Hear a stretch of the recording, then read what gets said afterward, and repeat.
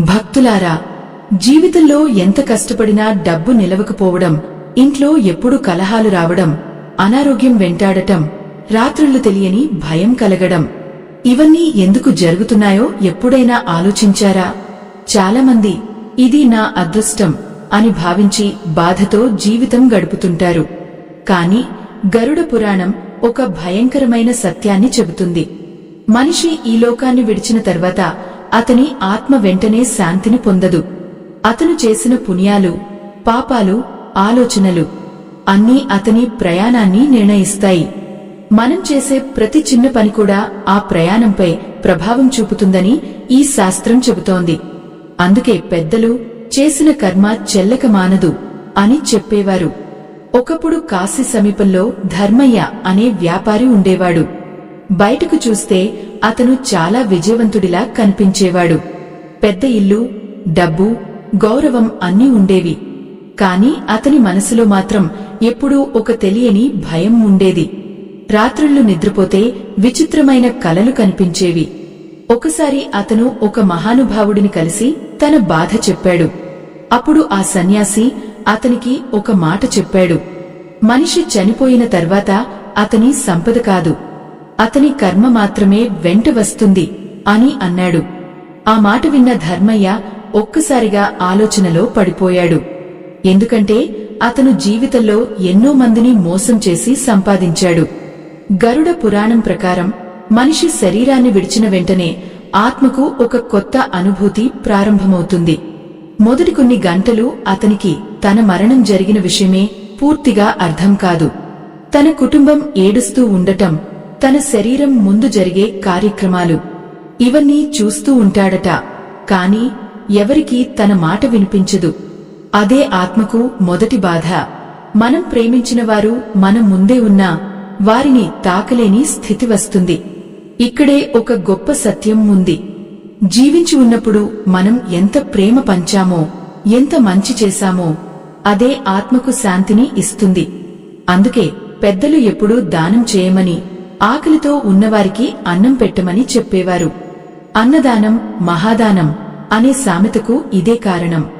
ఎందుకంటే మనం పెట్టిన ఒక్క గింజ కూడా ఆత్మకు వెలుగుగా మారుతుందని గరుడ పురాణం చెబుతోంది. ఒకసారి దేవర్షి నారదుడు విష్ణుమూర్తిని అడిగాడు, ప్రభూ, మనుషులు ఎందుకు మరణం తర్వాత భయపడుతున్నారు? అప్పుడు మహావిష్ణువు చెప్పిన సమాధానం ఆశ్చర్యకరం. వారు జీవితంలో తమ నిజ స్వరూపాన్ని మరిచిపోతున్నారు, శరీరమే శాశ్వతమని భావిస్తున్నారు అని చెప్పారు. ఈ ఉదాహరణ మనకు ఒక గొప్ప పాఠం నేర్పుతుంది. ఈ ప్రపంచంలో మనం తీసుకెళ్లేది డబ్బు కాదు, మన కర్మ మాత్రమే. మీలో ఎంతమంది జీవితంలో ఎన్నో కష్టాలు ఎదుర్కొని కూడా ధైర్యంగా నిలబడ్డారో కామెంట్స్ లో చెప్పండి. అలాగే ఓం నమో నారాయణాయ అని రాస్తే మనసుకు ఒక దైవిక శాంతి కలుగుతుంది. ఆ రోజు సన్యాసి మాటలు విన్న తర్వాత ధర్మయ్య జీవితంలో ఒక పెద్ద మార్పు ప్రారంభమైంది. అతను మొదటిసారి తన సంపద కంటే తన కర్మ గొప్పదని అర్థం చేసుకున్నాడు. మరుసటి ఉదయం అతను గంగానదికి వెళ్లి నిశ్శబ్దంగా కూర్చున్నాడు. అక్కడ అతను ఒక విచిత్రమైన దృశ్యం చూశాడు. ఒక వృద్ధుడు తన చేతిలో కొద్దిగా అన్నం పట్టుకుని పక్షులకు వేస్తూ, మనిషి చేసే మంచి ఎప్పుడూ వృధా కాదు అని మెల్లగా చెప్పుకుంటున్నాడు. ఆ మాటలు ధర్మయ్య గుండెల్లో బలంగా మోగాయి. ఎందుకంటే ఇప్పటివరకు అతను సంపాదన కోసం మాత్రమే బ్రతికాడు. కాని ఇప్పుడు మొదటిసారి జీవితం యొక్క అసలు అర్థం తెలుసుకోవాలని అనిపించింది. గరుడ పురాణం ప్రకారం మనిషి మరణించిన తర్వాత ఆత్మ ఒక ప్రత్యేకమైన మార్గంలో ప్రయాణం ప్రారంభిస్తుంది. ఆ మార్గాన్ని ప్రేత మార్గం అని పిలుస్తారు. ఈ ప్రయాణం భయంకరంగా కాకుండా మన కర్మల ప్రతిబింబంలా ఉంటుందని శాస్త్రం చెబుతోంది. మంచి చేసిన వారికి ఆ మార్గం ప్రకాశవంతంగా కనిపిస్తుంది. కాని ఇతరులకు బాధ కలిగించిన వారికి అదే మార్గం చీకటిగా అనిపిస్తుంది. అందుకే పెద్దలు ధర్మమే మనిషికి నిజమైన తోడు అని చెప్పేవారు. ధర్మయ్య తన గతాన్ని ఒక్కొక్కటిగా గుర్తు చేసుకున్నాడు. అతను ఎప్పుడో అప్పుల పేరుతో పేదల ఇళ్లు తీసుకున్నాడు. కొందరి కన్నీళ్ల మీద తన వ్యాపారం నిర్మించాడు. ఇప్పుడు ఆ జ్ఞాపకాలు అతన్ని లోపల నుంచి కదిలించాయి. అదే సమయంలో అతనికి సన్యాసి చెప్పిన మరో మాట గుర్తొచ్చింది.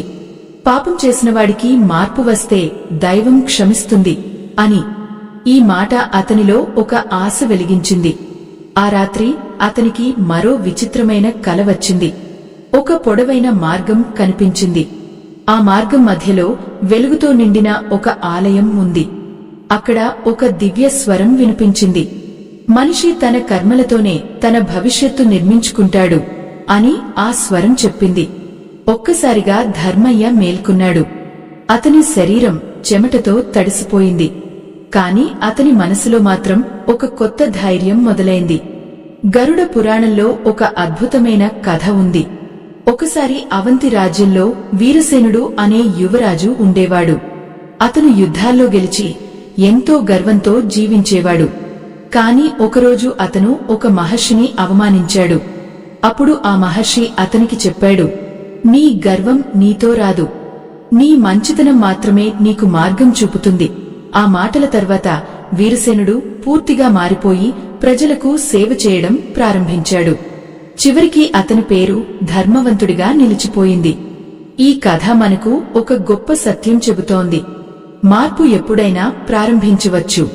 చెట్టు నాటినవాడు నీడను పొందుతాడు అనే తెలుగు సామెత కూడా ఇదే విషయాన్ని తెలియజేస్తుంది.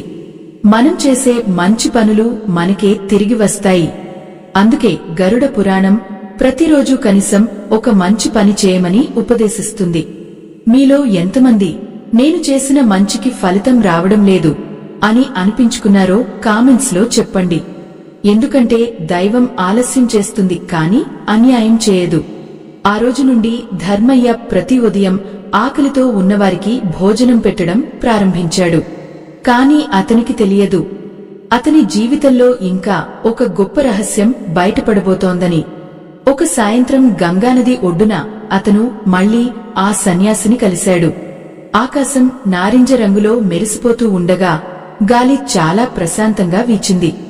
ధర్మయ్య వినయంగా నమస్కరించి అడిగాడు, స్వామీ, మనిషి మరణం తర్వాత నిజంగా ఏం చూస్తాడు? ఆ ప్రశ్న విన్న సన్యాసి కాసేపు కళ్లు మూసుకుని ధ్యానంలోకి వెళ్లాడు. తరువాత నెమ్మదిగా మాట్లాడటం ప్రారంభించాడు. మనిషి ఈ లోకాన్ని విడిచిన తర్వాత అతని ఆత్మ తన జీవితాన్ని ఒక అద్దంలా చూస్తుంది. అక్కడ అబద్ధాలు పనిచేయవు, దాచిన పాపాలు దాగవు. చేసిన ప్రతి మంచి పని ఒక వెలుగులా కనిపిస్తుంది, ప్రతి చెడు పని ఒక భారంలా అనిపిస్తుంది. ఈ మాటలు విన్న ధర్మయ్య గుండె బలంగా కొట్టుకుంది. ఎందుకంటే అతను ఇప్పటికీ తన గతంలోని కొన్ని రహస్యాలను ఎవరితోనూ చెప్పలేదు. ఆ రాత్రి ధర్మయ్యకు చాలా స్పష్టమైన కల వచ్చింది. అతను ఒక పెద్ద సభలో నిలబడి ఉన్నాడు. అక్కడ వేలాది దీపాలు వెలుగుతున్నాయి. మధ్యలో ఒక ప్రకాశవంతమైన సింహాసనం కనిపించింది. ఆ సింహాసనం ముందు ఒక గ్రంథం తెరిచి ఉంది. ఆ గ్రంథంలోని ప్రతి పేజీ అతని జీవితంలోని సంఘటనలను చూపిస్తోంది. చిన్నప్పుడు తల్లిదండ్రులకు చెప్పిన అబద్ధం నుంచి వ్యాపారంలో చేసిన మోసం వరకు అన్నీ కనిపించాయి. కాని ఆశ్చర్యకరమైన విషయం ఏమిటంటే అతను ఎప్పుడో ఒక పేద బాలుడికి సహాయం చేసిన సంఘటన మాత్రం సూర్యుడిలా ప్రకాశించింది. గరుడ పురాణం చెబుతుంది, మనిషి జీవితంలో చేసిన చిన్న మంచి కూడా ఎన్నడూ నశించదు. అందుకే పెద్దలు ధర్మం చేసినవాడిని దైవం విడిచిపెట్టదు అని చెప్పేవారు. ఈ మాటల్లో ఎంత గొప్ప సత్యం ఉందో ఆలోచించండి. మనం కోపంతో మాట్లాడిన ఒక్క మాట కూడా ఒకరిని బాధ పెట్టవచ్చు. అలాగే ప్రేమతో చెప్పిన ఒక్క మాట ఒకరి జీవితాన్ని మార్చవచ్చు. ఇక్కడ ఒక అద్భుతమైన పురాణ ఉదాహరణ ఉంది. ఒకసారి వైదేహి అనే సాధారణ మహిళ ఉండేది. ఆమెకు సంపద లేదు. కాని ప్రతిరోజు ఆలయానికి వెళ్లే ముందు దారిమీద ఉన్న చెట్లకు నీళ్లు పోసేది. ఒకరోజు ఆమె ఈ లోకాన్ని విడిచింది. అప్పుడా ఆత్మకు దారి చూపేందుకు ప్రకాశవంతమైన పుష్పాలు ప్రత్యక్షమయ్యాయని గంధర్వులు చెప్పారు. ఎందుకంటే ఆమె చేసిన చిన్న సేవ కూడా ప్రకృతికి ఆనందాన్ని ఇచ్చింది. ఈ కథ మనకు చెబుతోంది, మంచి చేయడానికి ధనం అవసరం లేదు, మంచి మనసు చాలు. మీలో ఎంతమంది జీవితంలో ఎందుకు నాకు మాత్రమే ఇన్ని పరీక్షలు వస్తున్నాయి అని అనిపించుకున్నారో కామెంట్స్ లో చెప్పండి. అలాగే ఓం నమో భగవతే వాసుదేవాయ అని రాస్తే మనసుకు ధైర్యం పెరుగుతుంది. ధర్మయ్య ఆ కల తర్వాత పూర్తిగా మారిపోయాడు. అతను తన చేతులతో అనాథలకు ఆహారం పెట్టాడు. పేద పిల్లలకు చదువు చెప్పించాడు. గ్రామంలోని పాత ఆలయాన్ని మరమ్మతు చేయించాడు. ప్రజలు ఇప్పుడు అతన్ని గౌరవంగా చూడడం ప్రారంభించారు. కాని ఒకరోజు అర్ధరాత్రి అతని ఇంటి ముందు ఒక వృద్ధుడు వచ్చాడు. అతని చేతిలో ఒక పాత తాళపత్ర గ్రంథం ఉంది. ఆ వృద్ధుడు ధర్మయ్య కళ్లలోకి చూస్తూ ఒక్క మాట చెప్పాడు. నీ గతంలో నువ్వు చేసిన ఒక పని నీ ఆత్మ ప్రయాణాన్ని ఇంకా పూర్తిగా మార్చలేదు. ఆ మాట విన్న వెంటనే ధర్మయ్య గుండెల్లో ఒక తెలియని భయం పుట్టింది. ఆ వృద్ధుడి కళ్లలో ఒక విచిత్రమైన ప్రశాంతత కనిపించింది. అతను చేతిలో ఉన్న తాళపత్ర గ్రంథాన్ని నెమ్మదిగా తెరిచాడు. అందులో పురాతన అక్షరాలతో కొన్ని శ్లోకాలు రాసి ఉన్నాయి. ధర్మయ్య అవి చదవలేకపోయాడు. అప్పుడు ఆ వృద్ధుడు అన్నాడు, గరుడ పురాణం చెబుతున్న సత్యం ఇది. మనిషి చేసిన పాపం కేవలం పశ్చాత్తాపంతో పూర్తిగా తొలగిపోదు. దానిని సత్కర్మలతో సమతుల్యం చేయాలి. ఆ మాటలు విన్న తర్వాత ధర్మయ్య ఒక్కసారిగా తన గతంలోని ఒక సంఘటన గుర్తు చేసుకున్నాడు. ఎన్నో సంవత్సరాల క్రితం అతను ఒక పేద రైతు భూమిని మోసం చేసి తీసుకున్నాడు. ఆ రైతు కుటుంబం కన్నీళ్లతో గ్రామం విడిచి వెళ్లిపోయింది. అప్పట్లో ధర్మయ్య దాన్ని పెద్ద విషయంగా తీసుకోలేదు. కాని ఇప్పుడు ఆ జ్ఞాపకం అతని మనసును భారంగా మార్చింది. అదేనా నా ఆత్మ ప్రయాణాన్ని అడ్డుకుంటున్న కర్మ అని అతను ఆలోచించాడు. గరుడ పురాణం ప్రకారం మనిషి ఈ లోకంలో చేసిన అన్యాయం ఎప్పుడూ కాలంతో మాయమవదు. అది ఒక నీడలా వెంటాడుతుంది. కాని అదే శాస్త్రం మరో గొప్ప ఆశను కూడా ఇస్తుంది. నిజమైన పశ్చాత్తాపం, సేవాభావం, దేవస్మరణ ఇవి ఆ కర్మ భారాన్ని తగ్గిస్తాయని చెబుతుంది. అందుకే పెద్దలు తప్పు చేసినవాడే నిజమైన మార్పు విలువ తెలుసుకుంటాడు అని చెప్పేవారు. మరుసటి రోజు ధర్మయ్య ఆ రైతు కుటుంబాన్ని వెతకడం ప్రారంభించాడు. ఎన్నో గ్రామాలు తిరిగాడు. చివరకు ఒక చిన్న పల్లెలో వారిని కనుగొన్నాడు. ఆ కుటుంబం ఇప్పటికీ పేదరికంలోనే జీవిస్తోంది. ధర్మయ్య వారి ముందు మోకాళ్లపై కూర్చుని క్షమాపణ కోరాడు. ఆ దృశ్యం చూసిన గ్రామస్తులందరూ ఆశ్చర్యపోయారు. ఎందుకంటే ఒకప్పుడు గర్వంతో నిండిపోయిన ధర్మయ్య ఇప్పుడు వినయానికి ప్రతిరూపంగా మారిపోయాడు. అప్పుడు ఆ రైతు వృద్ధ తల్లి ఒక మాట చెప్పింది.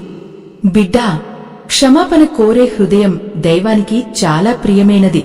ఆ మాట విన్న ధర్మయ్య కళ్లలో నీళ్లు వచ్చాయి. అతను వెంటనే ఆ భూమిని తిరిగి ఇచ్చి వారి పిల్లల చదువుకు సహాయం చేశాడు. ఆ రోజు రాత్రి అతనికి ఎన్నో రోజుల తర్వాత ప్రశాంతమైన నిద్ర వచ్చింది. ఇక్కడ ఒక పురాణ ఉదాహరణ గుర్తు చేసుకోవాలి. ఒకసారి చంద్రకేతు అనే రాజు తన గర్వంతో ప్రజలను బాధించాడు. తరువాత ఒక మహర్షి ఉపదేశంతో అతను తన సంపదలో సగం అనాథలకు దానం చేశాడు. ఆ రోజు నుంచి అతని రాజ్యంలో శాంతి, సుభిక్షం పెరిగాయని కథలు చెబుతున్నాయి. ఈ కథ మనకు ఒక గొప్ప సత్యం నేర్పుతుంది. మనిషి మార్పు చెందితే అతని భవిష్యత్తు కూడా మారుతుంది. చేసిన మేలు చెట్టు నీడలా తిరిగి వస్తుంది అనే సామెతను ఎప్పుడూ గుర్తుంచుకోండి. మీలో ఎంతమంది జీవితంలో ఎవరినైనా బాధపెట్టి తరువాత పశ్చాత్తాపపడారో కామెంట్స్ లో చెప్పండి. అలాగే గోవిందా గోవిందా అని రాస్తే మనసులోని భారాలు తగ్గుతాయని పెద్దలు చెబుతారు. ఈ ఆధ్యాత్మిక కథలు మీ హృదయాన్ని తాకుతున్నాయంటే మీకు సాధ్యమైనంత ప్రేమతో స్కానర్ ద్వారా చిన్న సహాయం చేయండి. మీ సహాయం మరిన్ని దైవిక కథలను అందరికీ చేరుస్తుంది. కాని ధర్మయ్యకు ఇంకా తెలియని ఒక మహా సత్యం మిగిలే ఉంది. అది అతని జీవితాన్ని పూర్తిగా మార్చబోతోంది. ఒకరోజు ఉదయం అతను గంగానది ఒడ్డున ధ్యానం చేస్తూ కూర్చున్నాడు. ఆ సమయంలో ఆకాశం మేఘాలతో నిండిపోయింది. గాలి ఒక్కసారిగా బలంగా వీచింది. అదే సమయంలో అతనికి ఒక దివ్యమైన అనుభూతి కలిగింది. ఎవరో కనిపించని శక్తి తనను ఒక గొప్ప సత్యం వైపు తీసుకెళ్తోందని అతనికి అనిపించింది. అప్పుడే అతని ముందు మళ్లీ ఆ వృద్ధుడు ప్రత్యక్షమయ్యాడు. కాని ఈసారి అతని ముఖం సాధారణ మనిషిలా కాకుండా ప్రకాశంతో నిండిపోయి ఉంది. ధర్మయ్య ఆశ్చర్యంతో నిలబడ్డాడు. ఆ వృద్ధుడు చిరునవ్వుతో అన్నాడు, ధర్మయ్య, నువ్వు చేసిన పాపాలకు పశ్చాత్తాపం చెందావు, సేవ కూడా చేశావు. కాని ఒక విషయం ఇంకా తెలుసుకోవాలి. మనిషి మరణం తర్వాత అతని ఆత్మకు నిజమైన శాంతి రావాలంటే అతను జీవించి ఉన్నప్పుడే తన మనసును పవిత్రం చేసుకోవాలి. ఆ మాటలు విన్న ధర్మయ్య మౌనంగా తలదించుకున్నాడు. ఎందుకంటే అతను బయటకు మంచి పనులు చేస్తున్నా లోపల ఇంకా కొంత భయం, కొంత అహంకారం మిగిలే ఉన్నాయి. గరుడ పురాణం ప్రకారం మనిషి ఆలోచనలు కూడా కర్మలాగే ప్రభావం చూపుతాయి. మనం బయటకు ఎంత మంచిగా కనిపించినా మనసులో ద్వేషం ఉంటే ఆత్మకు పూర్తిగా శాంతి దక్కదని శాస్త్రం చెబుతోంది. అందుకే పెద్దలు మనసే మనిషికి స్వర్గం, మనసే నరకం అని చెప్పేవారు. ఈ మాటలో ఎంతో లోతైన సత్యం ఉంది. ఒక వ్యక్తి వద్ద కోట్ల సంపద ఉన్నా మనసులో ప్రశాంతత లేకపోతే అతను నిజంగా సుఖంగా ఉండలేడు. కాని సాధారణ జీవితం గడిపే వ్యక్తి కూడా పవిత్రమైన మనసుతో ఉంటే అతని జీవితం ఆనందంగా మారుతుంది. ఇక్కడ ఒక అద్భుతమైన పురాణగాథ ఉంది. ఒకసారి హేమవతి అనే మహిళ ప్రతిరోజు భగవంతుని పేరు జపించేది. ఆమెకు పెద్ద పూజలు చేయడానికి ధనం లేదు. కాని ఆమె ఎప్పుడూ ఇతరుల గురించి చెడు ఆలోచించేది కాదు. ఒకరోజు ఆమె ఈ లోకాన్ని విడిచినప్పుడు గ్రామమంతా ఒక దివ్యమైన సువాసనతో నిండిపోయిందని కథలు చెబుతున్నాయి. ఎందుకంటే పవిత్రమైన మనసు దైవానికి అత్యంత ప్రియమైనది. మీలో ఎంతమంది మనసులో ప్రశాంతత కావాలి అని కోరుకుంటున్నారో కామెంట్స్ లో చెప్పండి. అలాగే ఓం శాంతి అని రాస్తే మనసుకు ఒక ప్రత్యేకమైన నిశ్చలత్వం కలుగుతుంది. ఆ రోజు నుండి ధర్మయ్య ప్రతిరోజు ఉదయం ధ్యానం చేయడం ప్రారంభించాడు. ఎవరి గురించి చెడు మాట్లాడకూడదని నిర్ణయించుకున్నాడు. గ్రామంలో ఎవరికైనా కష్టం వస్తే ముందుగా సహాయం చేయడం తన ధర్మంగా భావించాడు. కొద్దికాలంలో అతని ముఖంలో ఒక ప్రత్యేకమైన ప్రశాంతత కనిపించడం ప్రారంభమైంది. ప్రజలు ఇప్పుడు అతన్ని కేవలం ధనవంతుడిగా కాదు, ఒక మంచివాడిగా గౌరవించారు. ఒక రాత్రి అతను నిద్రలో ఒక ప్రకాశవంతమైన ద్వారం చూశాడు. ఆ ద్వారం వెనుక నుండి ఒక దివ్య స్వరం వినిపించింది. నీ ఆత్మ ప్రయాణం చివరి సత్యానికి చేరుకుంటోంది అని ఆ స్వరం చెప్పింది. అదే సమయంలో ఆ వెలుగులో అతనికి ఒక ఆశ్చర్యకరమైన రూపం కనిపించింది. ఆ రూపాన్ని చూసిన క్షణంలో ధర్మయ్య శరీరం అంతా కంపించింది. ఆ ప్రకాశవంతమైన వెలుగులో అతను చూసింది సాధారణ దృశ్యం కాదు. అది ఒక దివ్యమైన సత్యానికి సంకేతంలా అనిపించింది. ఆ రూపం నెమ్మదిగా దగ్గరికి వచ్చింది. కాని ఆశ్చర్యకరంగా అది భయాన్ని కాదు, ఒక అపారమైన ప్రశాంతతను కలిగించింది. ఆ దివ్య స్వరం మళ్లీ వినిపించింది. మనిషి ఈ లోకంలో సంపాదించేది తాత్కాలికం, కాని అతను పంచే ప్రేమ, సేవ, ధర్మం మాత్రం శాశ్వతం. ఆ మాటలు విన్న వెంటనే ధర్మయ్య కళ్ల ముందు తన మొత్తం జీవితం ఒక ప్రవాహంలా కదిలింది. చిన్నప్పుడు చేసిన మంచి పనులు, యవ్వనంలో చేసిన తప్పులు, తరువాత వచ్చిన పశ్చాత్తాపం, సేవా కార్యక్రమాలు అన్నీ ఒక్కసారిగా అతని హృదయంలో కలిసిపోయాయి. అప్పుడు అతనికి ఒక గొప్ప సత్యం అర్థమైంది. మరణం అనేది అంతం కాదు, అది మన కర్మల ప్రతిబింబాన్ని తెలుసుకునే ఒక కొత్త ప్రయాణం మాత్రమే. గరుడ పురాణం చెబుతున్న అసలు సందేశం కూడా ఇదే. భయం పుట్టించడం కాదు, మనిషిని ధర్మ మార్గంలో నడిపించడం. మనం ప్రతిరోజు ఎలా జీవిస్తున్నామో అదే మన ఆత్మకు భవిష్యత్తులో మార్గం అవుతుంది.